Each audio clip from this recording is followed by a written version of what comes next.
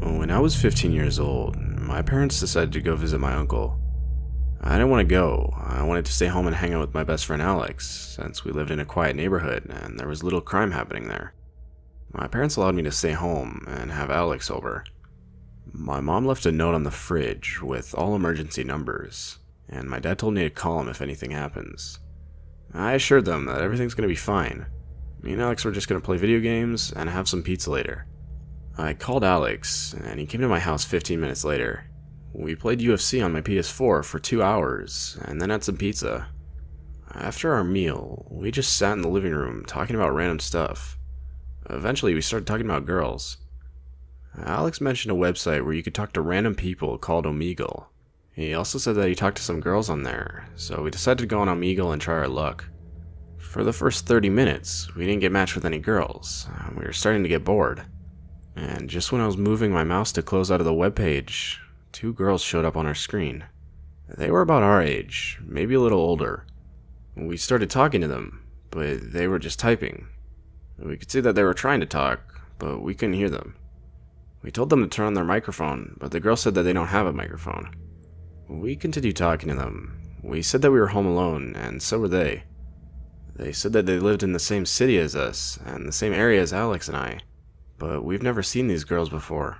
I thought this was odd because our city's pretty small. After 15 more minutes, they said that we were cute and that we should hang out sometime. We were stunned. Girls usually don't want to hang out with us, so Alex gave them a Snapchat username. As soon as he typed his username, the girls disconnected. We were really bummed out. We didn't even get their names. So we just turned off my laptop and went back to PS4 to play some video games. Some time passed. We were still playing video games when Alex took out his phone. He had just received a snap from someone called AnnaXOXO99. He opened it, and it was a picture of the 2 girls we met on Omegle earlier. They were walking on a street, and the caption said, "Can we come over and hang out?" Alex immediately looked at me.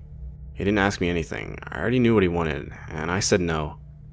He wasn't happy about this, but he understood at the same time. Alex texted them saying that he can't come over, and that they should hang out some other time. A couple of minutes later, the girls responded, "Can we meet at the park then?" So Alex asked me if I wanted to go to the park with them. It was only 10 minutes of walking from my house, but I still said no. At this point, Alex was a little frustrated, and he said he was going with or without me. Maybe he was right. Maybe I should go. Am I really going to pass up on an opportunity like this? I looked at my watch, and it was 10:30 p.m. So it wasn't that late, and my dad's friend lived right next to the park, so I said I'd go with him. But if anything seemed strange, we would immediately go back to my place. Alex agreed. He sent the girls a snap saying that we were on our way to the park. They replied that they were waiting for us at the children's playground. We got out of my house and started walking to the park. The whole walk there, I was thinking, what if something goes wrong? We don't even know those girls, and what if someone else was at the park with them? I didn't want to say anything, because Alex probably would just say I'm paranoid, so I kept my thoughts to myself. After 10 minutes of walking, we got to the park.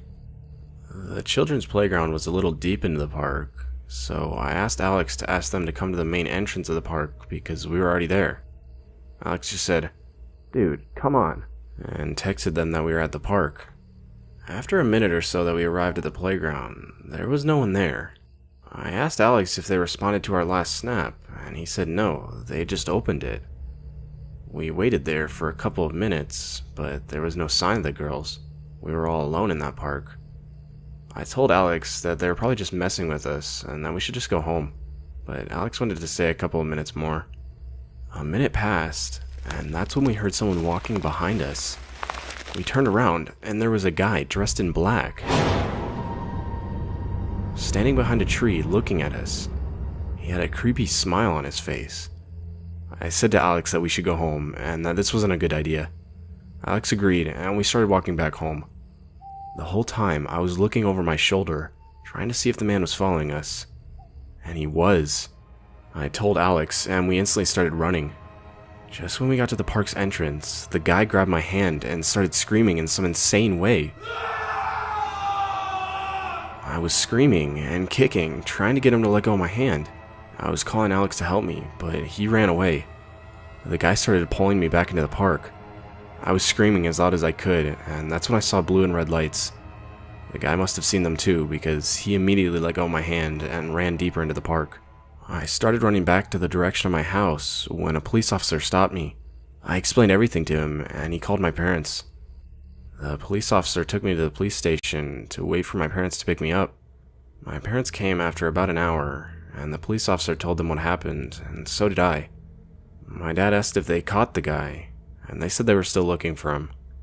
When we got home, my parents were glad nothing serious happened, but they still were mad at me because I left the house to meet some girls I was talking to online.